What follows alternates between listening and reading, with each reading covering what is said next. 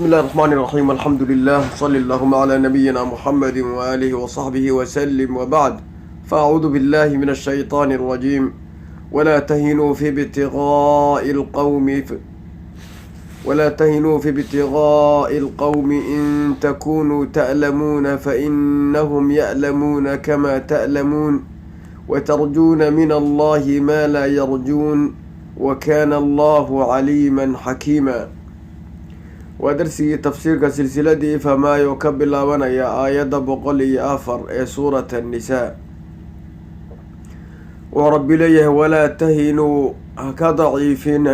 كضعيفنا وكتبر يريننا معنا هانيو ما دمدنا في ابتغاء القوم qoomka gaalada ah raadsigooda in aad raadsataan oo dagaal kolkuu idinka dhexeeyo aada iska celisaan oo meelahay joogaan ugu tagtaan, arrinka ha ka daciifina. in takuunuu haddaad idinku ahaataan ta'lamuuna kuwa xanuunsanaya oo dhaawac iyo dhib uu idinka soo gaadho dagaalka, fa innahum iyaguba ya'lamuuna way xanuunsanayaan kamaa ta'lamuuna si aad u xanuunsataan. wa tarjuuna waxaana ka rajaynaysaan min allaahi xag alle maa laa yarjuuna waxayna iyagu rajaynaynin oo ilaahay fadligiisii iyo janno ah. wa kaana allaahu allahna wuxuu ahaaday caliiman mid ku cilmi badan addoommadiisa waxa uu u sharciyeynayo, xakiiman kuna xikmo badan. aayaddan wuxuu rabbi addoommada mu'miniinta ku amrayaa in ay alxasm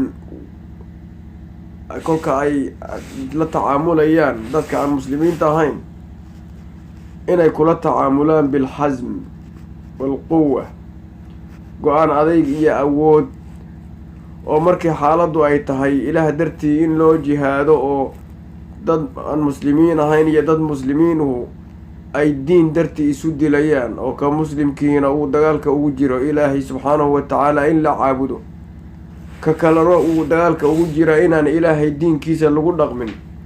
xaaladdu marka ay sidaa tahay baa dadkii mu'miniinta la leeyahay war ha ka daciifina oo ha ka wahsanina oo ha ka gaabinina gaalada inaad markaa dagaal ka dhexeeya aad raadsataan oo dagaalka aada aadaan. waxaa loo sheegay xikmad weyn oo qofka muslimka ah u ah tashjiic ama dhiirigelin amal kasta oo saalix ah, iyo siiba inuu ku cibro qaato dadka aan mu'miniinta ahayn ee iyaguba tadxiyada sameynaya ee iyaguba dadaalaya ee inay dhintaan ogol, oo inay maalkooda bixiyaan ogol, oo inay waqtigooda bixiyaan ogol, oo iyaguba dadaalaya. yaa waxaa laleeyahay ha ku marmarsanina dagaalka dhibkiisa iyo in la dhibanayo in la dhaawacmayo. iyaguba intaa in laga way qabaan, oo markii dagaal dhaco si aad u dhibanaysaan bay u dhibanayaan, si ay aad dhaawacmaysaan bay u dhaawacmaysaan. taa waad ka simantihiina bashar baad tihiin. waxaa idiin dheertaa oyna iyagu haysanin idinku wixii idin soo gaadho oo dhan oo dhib ah ilaah baad ka iibsateen. iyagu laakiin taa ma ay aaminsano. waxyaabo kaloo uun ay aaminsan yihiin unbay u dhiman hayaan mooyeen inay ilaahay ajri ka helayaan ma ay aaminsano. naftooda hadday waayaan inay faa-ida ugu jirtana ma ay aaminsano. inay soo noolaan hayaan oo janno galayaan ma ay aaminsano. haddana ay ogol yihiin inay naftoodii waayaan oo dhintaan oo maalkoodii waayaan oo markaa idinkaa la rabaa marka inaad ka geesinimo badnaataan. maxaa yeelay ixdal xusnayeen, haddii aad guulaysatana waad guulaysataa, guulaysanina jannaad u socotaa. guuldarraba ma taqaanidba. muuminkii baa sidaa laleeyahay. xaaladda dagaalka keliya maaha. waxaad arkaysaa hadda waqtigan hadda xaaligan joogno qof aan muslim ahayn oo dadaalaya, oo meesha uu shaqada uu hayo ku dadaalaya, samafal buu sameynayaa, dad buu caawinayaa, dad buu waxbarayaa, maamul buu hayaa oo si cadli ku maamulayaa. adigii mu'minka ahaa intaasoo dhan ajri lagugu sheegayna waa saasad waa laga hadla. sida oo kale waxaad arkaysaa isagoo dadaalaya oo mashaqa dalal kale iyo meelo usan weligii arag buu intuu maryaha u xaydxayto oo kareecadu cunayso dad baan soo caawinayaa dartii.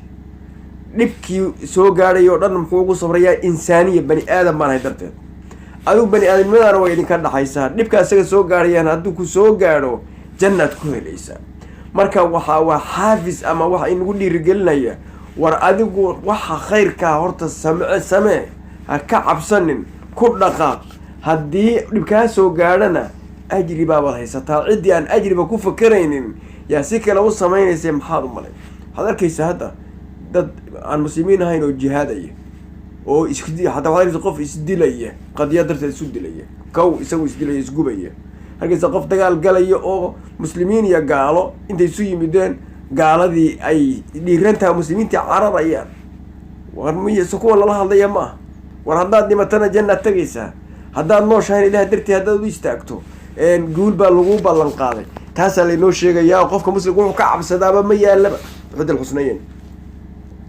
walaa tahinuu ha daciifina fi ibtiqaa'i alqawmi qowmka raadsigooda dalabkooda inaad dalbataan oo meelaha joogaan ugu tagtaan markii dagaal idinka dhexeeyo saan wax badan soo sheegnay gaalku inuu gaal yahay looma raadsanayo waa gaalka cadowga cadaawadu idinka dhexaysa isaguba ku raadsanaya adigina inaad raadsato iska celiso ha ka gaabinina ha ka daciifina in takunuu ta'lamuuna haddaad xanuunsanaysaan oo dagaalkaas dhibkiisa iyo dhaawiciisa iyo dhibaanshihiisa aada ku xanuunsanaysaan fa innahum iyaguba gaaladu ya'lamuuna way xanuunsanayaan kamaa ta'lamuuna saad u xanuunsanaysaan wa tarjuuna waxaadna rajaynaysaan min allahi xag alle waxaad ka rajaynaysaan oo ka sugaysaan maa laa yarjuuna waxaan iyagu rajaynayno inayni sugayno oo ah jannadii alliya raxmad oo noloshan aada nooshahay qaaliga tu kasii qaalisan oo janno la yidhaaho inay ku dambayso in allaha ishtaraa min almu'miniina anfusahum wa amwaalahum biana lahum aljanna wa kaana allahu allana wuxuu ahaaday uusan ka zuulin caliiman min cilmi badan xakiiman xikmadna badano